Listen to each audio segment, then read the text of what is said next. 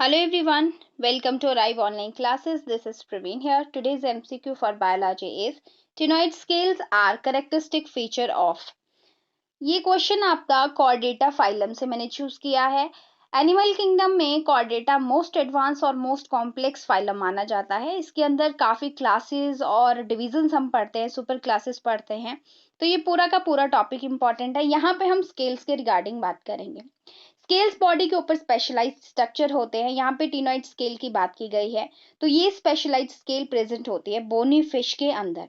Usually जब scale का नाम देखते हैं तो स्टूडेंट जो है फिश को लेके एक माइंड मैप बना लेते हैं कि उसमें प्रेजेंट होगा। बोथ ए एंड बी यहाँ पे मोस्टली स्टूडेंट कर देते हैं, बट आपको ध्यान रखना है, हमें पता है कि पाइसिस जो क्लास है, super class that is Pisces, उसके अंदर दो तरह की फिश आती है। कार्टिलेजिनस जिसे हम कॉन्ड्रिक थाइस क्लास के अंदर पढ़ते हैं, बोनी फिशेस जिसे हम ऑस्टिक थाइस फिश के अंदर पढ़ते हैं। पाइसिस के अंदर वो सब क्लासेस आती है। One is chondrichthyes and another one is ऑस्टिक thighs.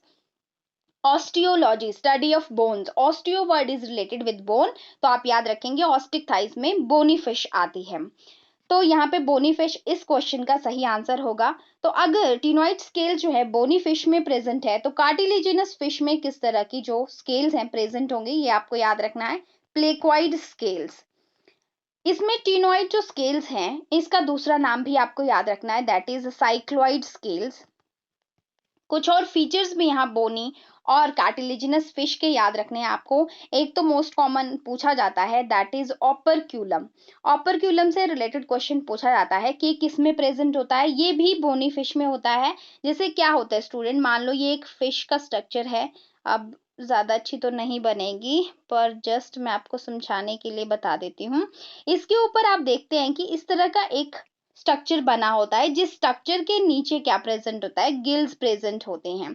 तो यानी कि गिल्स को एक कवर प्रोटेक्ट करके रख रहा है, उस कवर को हम ऑपरक्यूलम बोलते हैं। तो बोनी फिश जो होती हैं उनके अंदर ऑपरक्यूलम होता है, कॉन्ड्रिक थाइस में ऑपरक्यूलम नहीं होता है।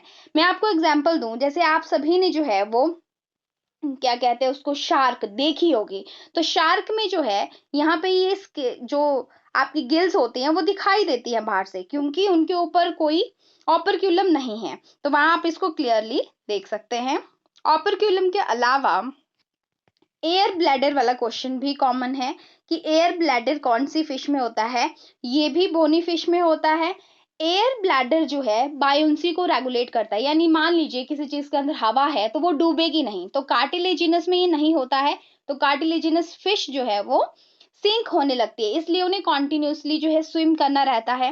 कार्टिलेजिनस फिश के अंदर जो एंडोस्केलेटन होता है वो कार्टिलेज का बना होता है, बोनी फिश में बोन्स का बना होता है, इसीलिए इन्हें जो है वो बोनी या कार्टिलेजिनस फिश कहा जाता है। यहाँ पे एक और क्लास की बात की गई है, साइक्लोस्टोमेटा। ये भी आपकी वर्टिब्रेटा के अंदर, कॉर्डेटा का जो एक आपका क्या कहते हैं सब फाइलम है वर्टिब्रेटा, उसके अंदर ये आपकी क्लास आती है, दैट इज साइक्लोस्टोमेटा। साइक्लोस्टोमेटा में भी ऐसे एनिमल आते हैं जो कि एक्ट करते हैं एक्टोपैरासाइट फिश के ऊपर, फिश की बॉडी के बाहर ये क्या करते हैं, पैरासाइट एक्ट करते हैं। यहां से इंपॉर्टेंट क्वेश्चन ये बनता है कि ये जॉलेस एनिमल होते हैं और इनकी बॉडी में स्केल्स नहीं होती हैं। ध्यान रखेंगे, स्केल्स नहीं होती है, इनके पास जॉ नहीं होता है, यानी अपना मुंह नहीं खोल सकते, जबड़ा नहीं होता है इनके पास, ठीक है।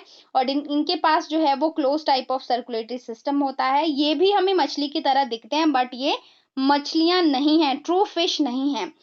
साइक्लोस्टोमेटा का एक example which is called Myxine, ये फॉल्स फिश में आता है, इसका कॉमन नाम है that is hag fish. Bio booster series एक मैंने करवाई है, उसमें मैंने ट्रू फिश और फॉल्स फिश का एक टॉपिक करवाया है। जितनी भी फॉल्स फिश, जैसे कि आपकी मोलस्का का एक मेंबर है वो फॉल्स फिश है, ठीक है, कटल फिश जिसे हम कहते हैं। तो इस तरह के क्वेश्चन आपको, सिल्वर फिश हो गया जो कि ट्रू फिश नहीं है, तो आपको फॉल्स फिश कौन से फाइलम से है, क्या इसका साइंटिफिक नेम है, ये भी क्वेश्चन आपके कॉम्पिटेटिव में रहते हैं। Okay student, so that is all about this MCQ. हम मिलते हैं नेक्स्ट क्वेश्चन में। Thank you so much for watching, have a nice time and take care.